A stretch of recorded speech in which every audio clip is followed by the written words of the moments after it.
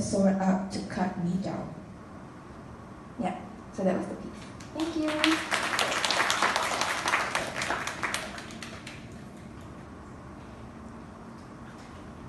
Thank you, Vanessa. Okay, so I'll call Surinder. Yeah.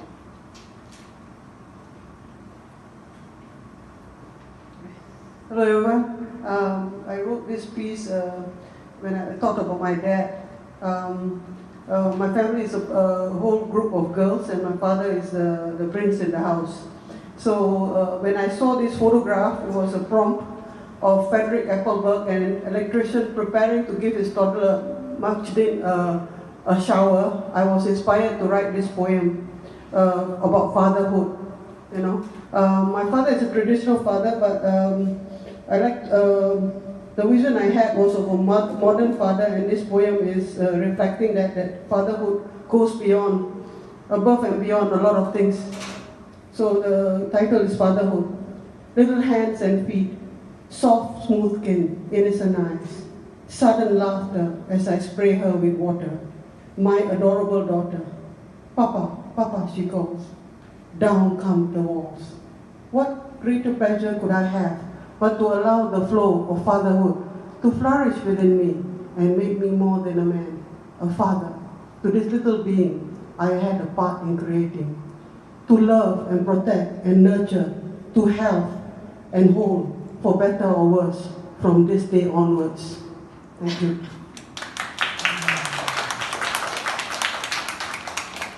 Thanks. Can we have the lights back on, please? Thanks.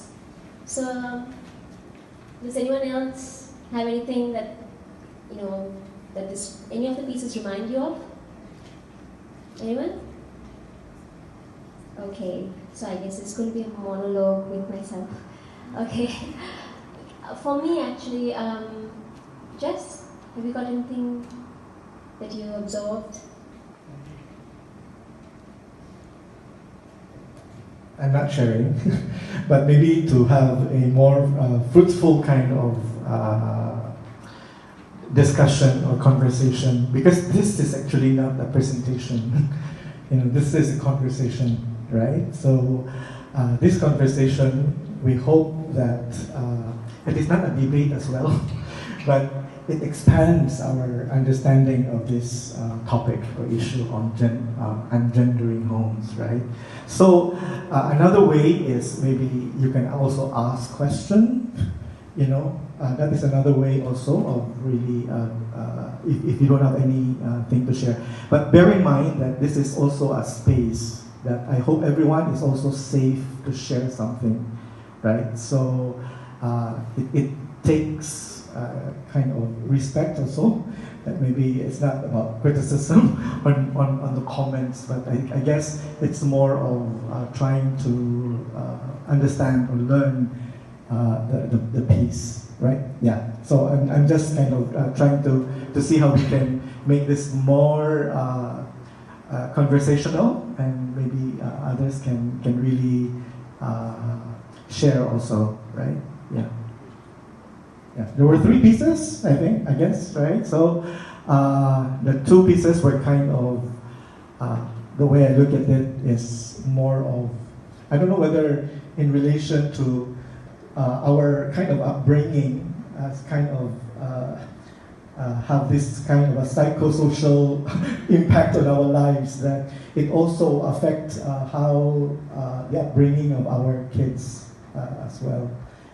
Subconsciously we kind of think, that is what my parents did. So it kind of affirmed that I think it's okay that I should do this as well. But some of this kind of trauma, I guess, for the children, and it also impacts our relationship with our spouse, our partner, or even to the kids. That's what I can sense from the first 2 in that sense. And interestingly, the 3rd piece is also it's kind of the opposite of it. And it's kind of give you the role of the father, because I think probably it's only man in the... Is that correct? Yeah, piece basically was my father was a typical dad, but when it comes to dealing with the girls, he left it to my mom. So for bathing and clothing and all the girls, it will be my mom. You know, but I think he had a special part in our lives in the sense that he gave us education. He said, education is going to empower you girls. So there was a certain role that he played. It wasn't the role that the females played, but he had his part as a man, and he put it across to us that in later part in life, you don't have to serve your husband like your mother is serving me. He had this peculiar way of doing things. You know, I'm going to educate you all, and you're going to break all barriers. You know, even though he was a typical male. So there's a duality in my dad, you know. So maybe you want to share some things.